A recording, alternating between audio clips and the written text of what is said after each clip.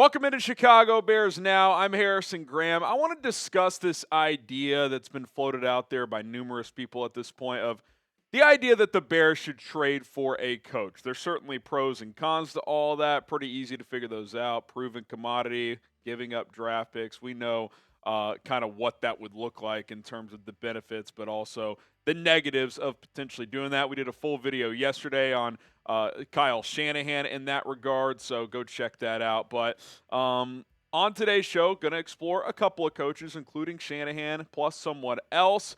Plus, we're going to revisit, I think, some relevant coach trades that have happened throughout the course of the last 30 years or so in the history of the NFL. Before we dive into all of that, the most likes we've gotten on a video this month was on the first day of the month, 1,219. I think it was, might have been the video Matt Eberflus got fired. Getting my days mixed up. But can we top that today? Can we get more than 1,219 likes on today's show? Help us out. Help support the channel. Okay, I got 4 trades I want to revisit, including the most relevant one here, the Sean Payton trade that happened last year. The Broncos got Payton and a 3rd-round pick. The Saints got a 1st and a 2nd-round pick in return. So, you know, a 1st and a 2nd, get a 3rd back type of deal. Certainly decent amount, right? Especially for a guy who had taken a year off and wasn't even the Saints head coach at the time of the trade. Okay, the John Gruden trade back in 2002. 2 firsts, 2 seconds, and $8 million to the Raiders, which at the point time, $8 million, I mean, that would have been a high-end like starter for that type of money to get John Gruden. I don't think 2 firsts, 2 seconds, and some kind of financial compensation, that feels like a bit lofty to happen at this point, but you never know. The Belichick trade, where the Patriots got Belichick a 5th and a 7th-round pick. The Jets got a 1st, a 4th, and a 7th in return. And then the Bill Parcells trade in 1997. Parcells to the Jets for a 1st, 2nd, 3rd, 4th-round picks, and $300,000. But I want to circle it back to the Sean Payton trade because it's the only one that's happened in the last 20 years. It happened a year and a half, 2 years ago now, early 2023. A 1st and a 2nd, shipped a 3rd back. This is probably the baseline of what a trade would look like. Because, again, he had already stepped away. He had been gone for a year. It's not like the Saints were bringing him back. They weren't going to fire Dennis Allen after 1 year of getting the job from Sean Payton and undoing that. So I think that's like the minimum of what a trade would look like for one of these 2 guys who we're going to focus on today's show. Sean McVay with the Rams, Kyle Shanahan and the 49ers. 2 guys who have been floated out there, 2 guys who are obviously elite at their craft, and 2 guys that I think are in situations where you could argue they've peaked, at least with their current core, in terms of their roster building. So we're going to dive into each of those guys. Now, some of you guys might be sitting there like, why trade for a coach? Just go get the right guy. And it's like, yeah, if it were that easy, the Bears would have figured it out by now. But since they fired Lovie Smith, they have not been able to. Mark Trestman, they chose him over Bruce Arians. Pretty bad decision. John Fox, he was a retread of retreads. It was his 3rd chance as a head coach. He had success in the past, but you go to your third stop as a head coach, there's probably a reason.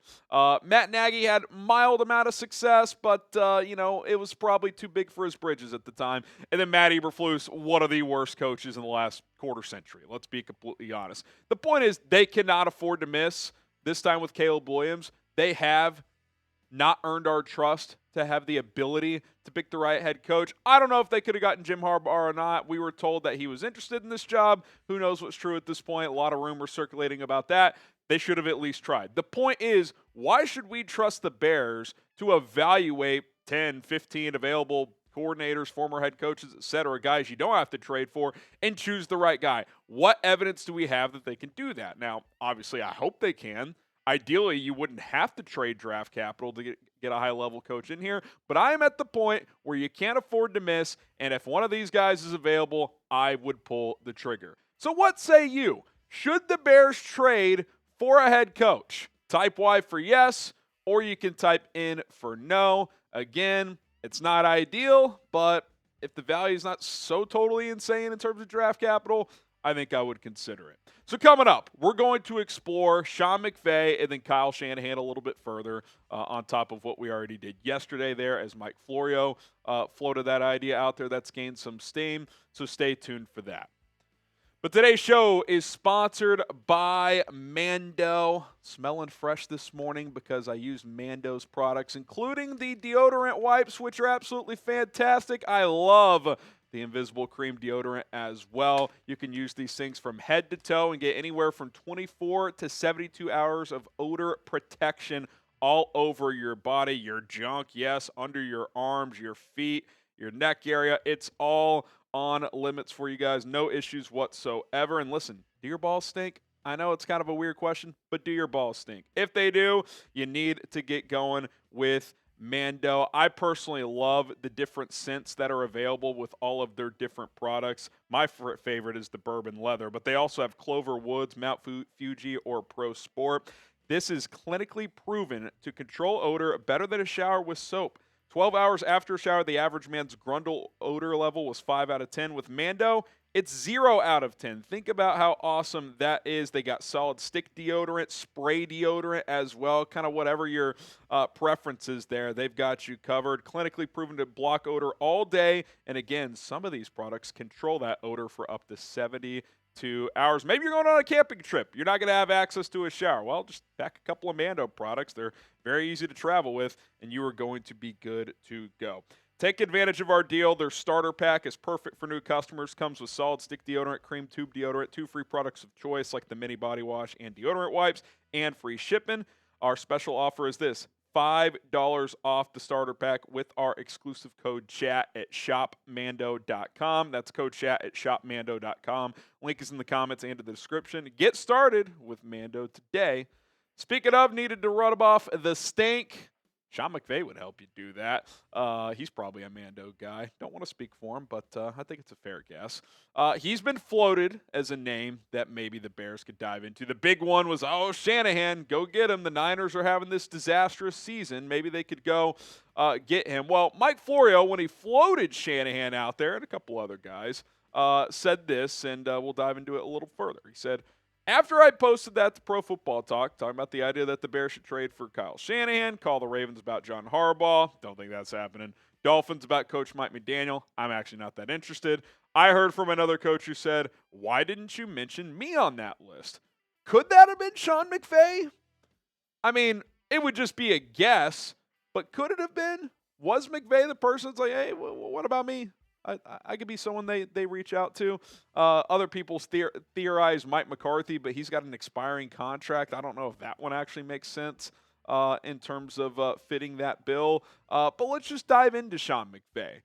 Would he be willing to leave Los Angeles? Well, for one, his quarterback who he won a Super Bowl with and is still a really good player, he does turn 37 in February, that being Matthew Stafford. Like, Stafford's kind of entered the range of he's probably year to year moving forward. Like, I don't think you could say, yeah, we got him for 5 years. Probably 2. And then, after that, we'll see.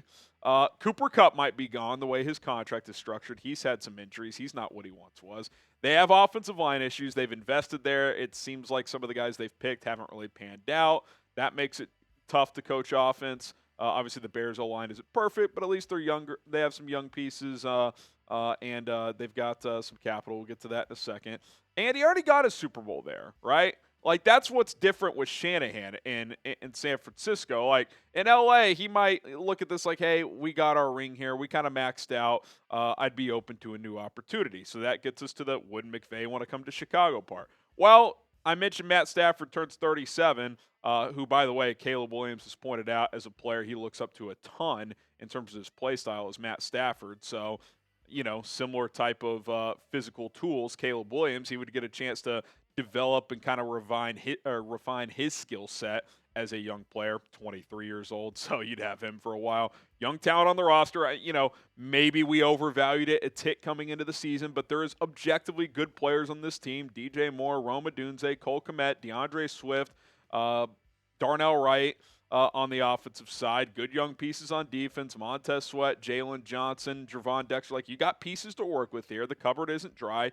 And you've also got the ability to add more. $82 million in projected cap space. That number could go up depending on if they make some roster cuts here. And they've got premium draft picks. They're going to have 3 picks in the top 50, 55 or so. So you can add more talent that way as well. And I kind of look at McVay and the Rams, and they're kind of stuck in the middle. I thought last year they overachieved by making the playoffs, with that roster. This year, they're kind of fighting in the NFC West. We'll see if they make it. But you watch these games, and Stafford is getting killed every other play. Like, their O-line's not holding up. Cooper Kupp seems to be available half the time. Even Nakua, for a young player, gets hurt a lot. And the defense, while they hit on Jared Verse and Braden Fisk, their secondary is terrible. They're 3 or 4 impactful players away on defense from getting back to where they want to be. So, I think just entering the mind of Sean McVay, he probably looks at this like, yeah, I don't have enough to win a Super Bowl in the next year or two, which is really the window left with Matthew Stafford. So I think that's something you got to consider. The one big question you would have from the Bears standpoint, because if you're trading for a coach, ideally you have that guy for 10-plus years if you're going to give up capital to do it. How long does McVay want to coach? There's been chatter for years now that he could retire any second. Amazon offered him, I think, like $20 million per year to be their analyst. Like, he could easily walk away at any moment. So I think if you did this, you'd have to get assurances from him like, hey, you're doing this for at least 5 years. Like, I think that would have to be pretty set in stone. Or at least, like, if you want a Super Bowl and wanted to walk away, hey, that's fine with me. But I think you'd have to get some assurances there. So that's the Sean McVay. Let's get to Shanahan now. Again, we touched on this yesterday, but we'll dive into a little bit here. Florio's kind of led the charge on this. This is why he subscribed to the channel, because we're covering every angle of this football team, the coaching search, the season here and now. We'll talk about what Thomas Brown can do to keep this job, because I do think he's a legitimate candidate. We'll be live this afternoon at 4 o'clock Central, so join us for that. I mentioned we dove deeper into Shanahan on a video yesterday, so once you subscribe, go to the video content tab. You see this thumbnail. You can check out that video as well. But we'll expand a little bit here and talk a little more, but went about 10, 12 minutes just on Shanahan alone. Yesterday. We'll spend a few minutes here. But, would he leave San Francisco? We did this with McVay. Well, star players are starting to age. Guys like George Kittle, Trent Williams certainly is 36. He's year to year at this point. McCaffrey, is he ever going to be the same? Even Fred Warner, he's not super old, but he's been playing through this ankle thing. Like, that could be an issue moving forward. Brandon Ayuk, when you get into the injury concerns for 2025 and beyond, he didn't just tear his ACL. He had multiple ligament tears. That could be a problem. I mean, we've seen it this year. Their receivers are having issues separating. Brock Purdy doesn't look like the same player. Understandable enough. It's hard to be as effective when you constantly are having to throw guys open. Speaking of Purdy, you got a big decision soon. At this point, I would expect them to play next year out. But if you're Shanahan, do you want to glue yourself to Brock Purdy at $55 million per year potentially? Like, what if 2 years from now, and some of these guys that have helped him be effective aren't here, and Purdy's kind of just an average guy, but he's making the 6th most money of any quarterback in the NFL? It's going to make it difficult, because what's made the Niners so great these last few years is that you have a really good quarterback, even if he's not great, really good, but he costs no money, and the rest of the roster is awesome. Well, this year you see the roster cracks with guys getting older, guys getting hurt, Bosa in and out, and they're kind of a mess. And, if he came to Chicago, you look at the roster depth, real concern. That's an effect of the Trey Lance miss, by the way. You kind of reset a little bit. You get Caleb Williams in year 2, so you kind of get at least kind of that 3-year runway where he doesn't cost a ton of money. There is younger talent on the roster. Don't get me wrong, the Niners, when fully healthy, are clearly a more talented team, but the Bears have a lot of cap space, like we mentioned. They've got draft capital. And is there like a bit of an Andy Reid Eagles thing going on here with Shanahan in San Francisco, where like they've knocked on the door? They're consistently one of the best teams in the NFC. But this year you're kind of seeing the cracks, and maybe, just maybe, for whatever reason, it's just not meant to be. That he's not able to win a Super Bowl there, but in a new place with the new start, he could get over that hill. He could get over that mountain, and maybe Caleb Williams is the right guy, who he spoke glowingly about this week, by the way, since the Bears are about to play the 49ers. That gets him to the next level, gets his offense to the next level where he can really unleash it and put even more on the quarterback's plate. Now, with all of this being said, a couple questions when it comes to McVay and Shanahan. One, are they willing to work within the Bears' organizational structure? And what I mean by that is the McCaskies really don't want that much involvement in terms of the football operation. Most setups, the GM reports to the owner, and high-level head coaches report to the owner. Here, you report to Kevin Warren. Is that something Shanahan or McVay want to sign up for? I have no idea. A lot of people are like, they would never do that. I don't know. If they want to work with Caleb Williams bad enough, I think people would be open to it. Now, maybe not these two guys, but I think coaches on the open market. And then number two, would Ryan Poles, and I think with these two guys, the answer to this question would have to be at least a minor yes, would he be willing to give up some roster control? At least some voice in the decision-making. Like I'd say through the first 3 years here, he's had full control of that. Matt Eberflus, sure, I'm sure he gave input, but it's not like he's overriding polls on roster decisions. Kyle Shanahan might be like, yeah, Ryan, this guy's not good enough. We're getting him out of here. You know, he's got skins on the wall. He's got a big say with John Lynch in San Francisco. Sean McVay's won a Super Bowl. If he says this guy sucks or no, we need to keep this guy around, I think you'd have to allow him to have that influence. So you've got that. And then the final question is this, circling back to looking at the other trades that have happened. How much would it cost? How much would it take to get McVay or Shanahan, two of, I don't know, the top 6 coaches in the league? Some would say higher, maybe 8, but I think they're 2 of the best, especially considering you'd like to go offense with this hire. And the beauty of these two guys is not only are they offensive guys, but they value defense and toughness. Like, the 49ers' best teams are awesome on defense. The Rams Super Bowl team was one of the best defenses in the NFL. Like, that, it's not like they're going to ignore. This isn't Cliff Kingsbury, who's just doesn't care about defense. So you've got that as well. What I would say to this is I would for sure give up a first and a second, which is what cost for Sean Payton. But I'd be willing to not take a pick back, right? Like, I think that's where they kind of hedge a little bit. Like, hey, Payton didn't coach last year. Give us a third back. I don't even need a pick back. And you know what? If it came down to it, if it was like it's going to take 2 ones, I'd probably pull the trigger. And I know that sounds crazy, and I know you're saying, Harrison, come on, let's just Ben Johnson. I love Ben Johnson. I have no idea if he's going to be a good head coach. I know these two can do the job, and they can do it very well. If it's going to cost 2 first-round picks, so be it. Does it suck? Yeah, well, you got 2 second-round picks this year. It's not the end of the world, and I think we've said it all year, right? If you had a decent head coach, you'd be a playoff team.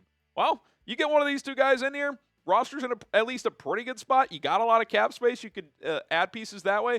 You're probably a playoff team next year with a competent head coach, even in this tough-ass division. So what say you? Would you trade 2 first-round picks to get Shanahan or McVay? Bears are going to have to swallow their ego a little bit here. If one of these guys is available, I think you got to be heavily considering this path to get a head coach. T for trade, P for pass. I'm typing my T for trade. And listen, I saw Ryan Poles' demeanor. Like, he's a little defeated right now. And yeah, these guys all have egos. They all think they make all the right choices. The reality is you're never always going to make the right choice. I know this. If Ryan Poles picks the wrong coach, he's not going to be employed in 3 years. You trade for one of these guys, chances are you are, because they're going to do a really, really good job. All right, there you have it. That is my take on the idea of trading for a premium coach. Thanks for tuning in. If you want to continue the conversation, hit me up on social media at HGrahamNFL on Twitter, same handle on Instagram. We'll see you guys over there, and we'll see you guys back here on Bears Now this afternoon at 4 o'clock Central Time. See you then.